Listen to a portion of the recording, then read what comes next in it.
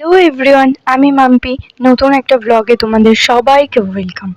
তো ব্লগটা আমি শুরু করছি একদম সকাল সকাল, দেখতেই পারছো।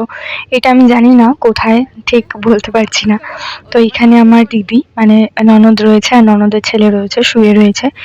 তো আমরা জানলার ধারে একটা সিট পেয়েছিলাম, মানে আমাদের সিটটা ছিল ওই সাইডে ওপরে। তো এই সাইডে দেখলাম খালি তারপরে রয়েছে, তো ভাবলাম একটু জানলার ধারে সিটে এসে বসি। তো জানলার ধারে সিটে কার না বসতে ভালো লাগে। তো আমরা যাচ্ছিলাম বেনারসের উদ্দেশ্যে, কাশী বিশ্বনাথে যাব। সেখান থেকেও যাব, সব তোমরা দেখতে পাবে আস্তে আস্তে। তো এখানে দেখতেই পাচ্ছ আমরা অলরেডি চলে এসেছি কাশীর যে গঙ্গাটা, মানে বেনারসের যে ঘাটটা, ওই ঘাটটায়, মানে গঙ্গার যে দ্বীপটা ওইটায়। তো এখানে দেখতেই পাচ্ছ ওই ব্রিজটাই ক্রস করছি, আর ওইখানে সব দেখা যাচ্ছে যে নৌকাগুলো সব সারি সারি সারি সারি করে দাঁড়িয়ে রয়েছে। এখান থেকেই দেখতে জাস্ট দারুণ লাগছে, অপূর্ব, জাস্ট বলার মতো না। তো এখানে একটা অনেক বড়ই ব্রিজ ছিল, যেটা ক্রস করতে হবে, দিয়ে তারপরে অনেকটাই যেতে হবে, তারপরে কাশী পড়বে। তো এখানে আমরা দেখতে পাচ্ছি নমঘাট, তিনটে হাত আছে, দুটো বড় বড়, একটা ছোট। সেটাও একটু ক্যাপচার করে নিলাম, বেশি ভিডিও করতে পারিনি, তাও যেইটুকু করলাম সেইটুকুই তোমাদের সাথে শেয়ার করলাম।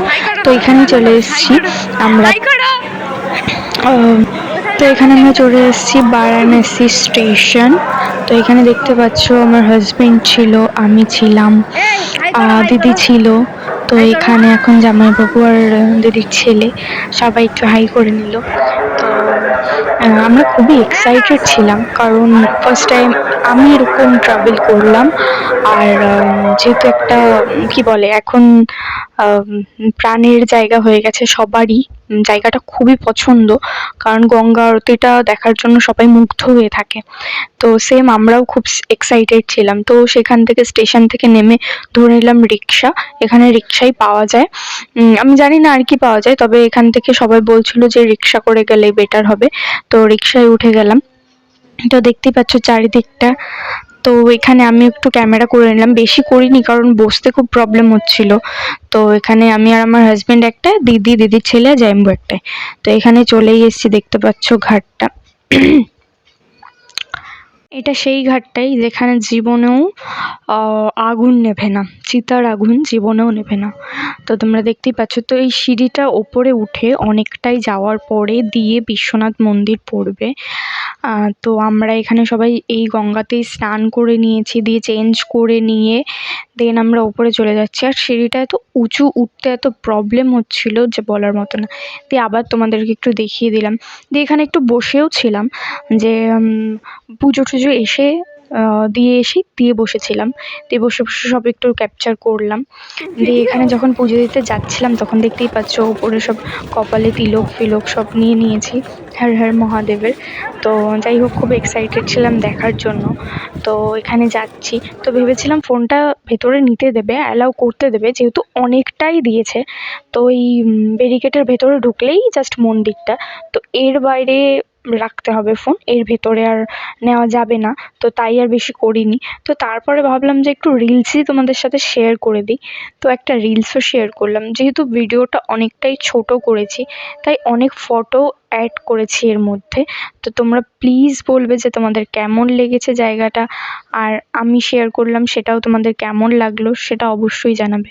তো এখানে দেখতে পাচ্ছ পুজো টুজো দিয়ে এসে সন্ধেবেলা, এটা যখন আরতি হবে, তার জন্য আমরা একটা নৌকা বুক করেছিলাম। এটাতে হয়তো চেয়ারে বসে ওপরে 200 টাকা করে নেয়, আর যেটা নিচে বসে সেটা 100 টাকা করে নেয়। তো আমরা ভাবলাম যে এটাই বেটার হবে, তো আমরা এটাই নিলাম। তো এখনো পর্যন্ত ছাড়েনি এটা, তো ছাড়বে আরতিটা যখন স্টার্ট হবে তখনই। তো আরতিটা দেখে তো প্রাণটা ভরেছেই, আর ভগবানকে দর্শন করেও প্রাণটা খুবই, মানে একদম কি বলবো আমি, বলার মতো নেই আর। এই যে গঙ্গা আরতি, এখানে খুবই সুন্দর আরতি হয়, যেটা দেখার মতো হয়, আর হাজার হাজার মানুষ মুগ্ধ হয়ে জাস্ট দেখে। তো এখানে কিছু ফটো দিয়েছি, দেখো তোমরা। এটা হচ্ছে আমরা বসেছিলাম তখন, এটা আমরা পুজো দিতে যাচ্ছিলাম তখন, এটা আমি আর আমার সখা। তো এখানেও সেম। তো এখানে একটু লস্যি খেয়ে নিয়েছিলাম, সেটাও শেয়ার করলাম। এখানে ভারত মাতার সঙ্গে একটা ফটো তুলেছি, এখানে ঘাটের সঙ্গে। তো অনেক ফটোই তুলেছি যেইগুলো তোমাদেরকে শেয়ার করলাম। তো এরপরে আমরা যাব, এইখান থেকে রাতে ট্রেন আছে, রাতে ট্রেন যাব অযোধ্যায়।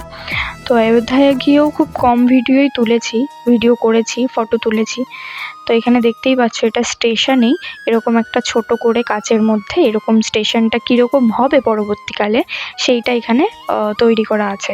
তো পুরোপুরি এখনও ভাবে তৈরি হয়নি স্টেশনটা, অর্ধেক মানে কিছু কিছু জিনিস এখনও বাকি আছে, মানে অনেকটাই বাকি আছে।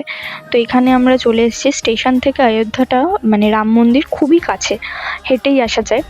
তো এখানে দেখতে পাচ্ছ চলে এসেছি সকাল সকাল রেডি ফেডি হয়ে। তো খুব ভিড় ছিল, খুব ভিড় ছিল, আর অনেকটা মানে রাস্তা দিয়ে গিয়ে তারপরে দেখতে হবে। তো অনেক এক্সাইটেড ছিলাম, যেহেতু রাম মানে কি বলবো, সবাই এক্সাইটেড, যেহেতু অনেক বছর অনেক মানে সবাই আশা করে বসে থেকে এখন সেই আশাটা পূর্ণ হচ্ছে সবার। তো ভিডিওটা দেখতে থাকো তোমরা, আশা করি খুব ভালো লাগবে, তোমরা তোমাদের তো মজাও পাবে তোমরা। তো ভিডিওটা দেখো, আর কিছু বলবো না, ভিডিওটা দেখো। बोलिए महावीर स्वामी की जय।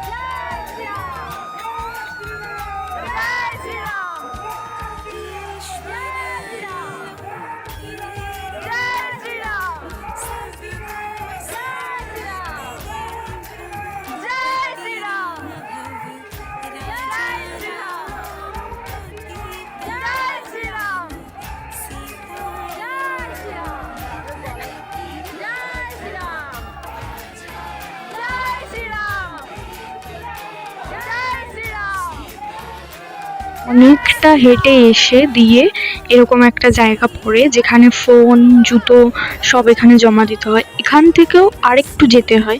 তো এখানে আমি ভিডিও করছিলাম আর সবাই হা হা করে দেখছিল, কেন জানি না।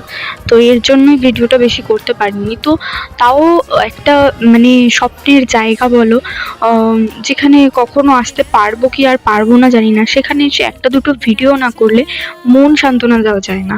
তো সেখান থেকে আমরা রামের দর্শন করে নিয়েছি, করে নিয়ে অযোধ্যাতেও আরতি হয়, গঙ্গা আরতি, তো সেখানেও দেখতে গেছি, তো সেটা দেখে নিলাম। আর এটা লতা মঙ্গেশকর ঘাট, সেখানে এসেও কিছু ফটো তুলে নিলাম। তো ভিডিওটা এই পর্যন্তই, ভালো লাগলে like, comment, share and subscribe করতে ভুলতে। বাই, ফিরে আসছি নেক্সট একটা ভিডিও।